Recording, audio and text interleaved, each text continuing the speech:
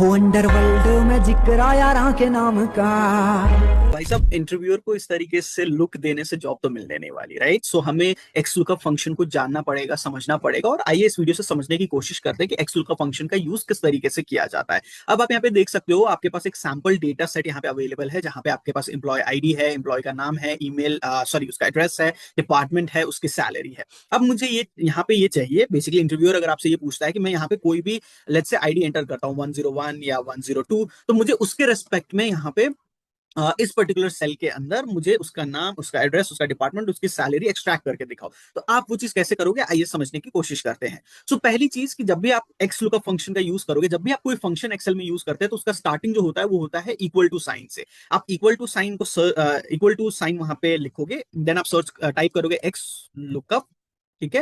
And आप यहाँ पे स्मॉल ब्रैकेट को ओपन करेंगे। ब्रैकेट को ओपन करने के बाद ये आपसे कुछ इंफॉर्मेशन मांगेगा। फॉर्मूला हमेशा एक्सेल के अंदर कुछ ना कुछ आपसे इनपुट मांगता है, विदाउट इनपुट वो फॉर्मूला काम नहीं करेगा। तो पहली चीज लुकअप वैल्यू। अब ये लुकअप वैल्यू होता क्या है? लुकअप वैल्यू बेसिकली ये होता है कि किसके रेस्पेक्ट में आप चीजें ढूंढना चाहते हैं, ठीक है। सो जैसे मैं, मेरे केस में यहाँ जो अभी हम सीख रहे हैं उसके केस में, ये वाला जो सेल है जहां पे मैं अभी हावर कर रहा हूँ, विच इज सेल I14, यहाँ पे मेरा वो इन्फॉर्मेशन होगा कि मैं यहाँ पे जब एंटर करूंगा 101, 102, 103, तो उसके करस्पॉन्डिंग मुझे मेरा डेटा मिलना चाहिए। तो लुकअप वैल्यू इज कि आप किस वैल्यू को ढूंढ रहे हो, ठीक है।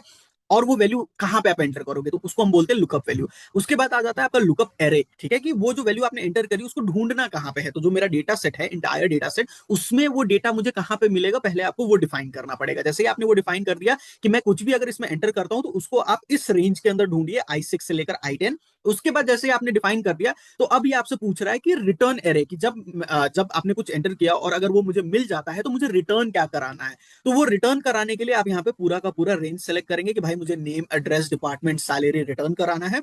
उसके बाद आप अपना स्मॉल ब्रैकेट को क्लोज करेंगे एंड एंटर हिट करेंगे। जैसे ही आपने एंटर हिट किया, तो आप यहाँ पे देख सकते हो कि अभी आपको यहाँ पे एक एरर थ्रो कर रहा है। वो एरर इसलिए थ्रो कर रहा है क्योंकि स्टार्टिंग में, अगर आपको याद हो, तो मैंने लुकअप एरे के बारे, सॉरी, लुकअप वैल्यू के बारे में आपको बताया था कि जब तक आप वो जहां पे आपने डिफाइन किया है उस वैल्यू को, जब तक आप उसमें कुछ एंटर नहीं करेंगे, वो आगे नहीं आपको हेल्प करेगा, आपको आपका डेटा नहीं रिटर्न करेगा। तो अभी मैं अगर यहाँ पे 101 एंटर करता हूँ, जो मेरा लुकअप वैल्यू का फील्ड था, एंड एंटर हिट करते ही आप यहाँ पे देख सकते हो मुझे इन्फॉर्मेशन मिल गया, राज दिल्ली IT 50,000। अगर मैं इसको 105 एंटर करके एंड देन हिट करता हूं, तो यहाँ पे आप देख सकते हो मुझे इन्फॉर्मेशन मिल रहा है, अमित राजस्थान फाइनेंस एंड 15,000।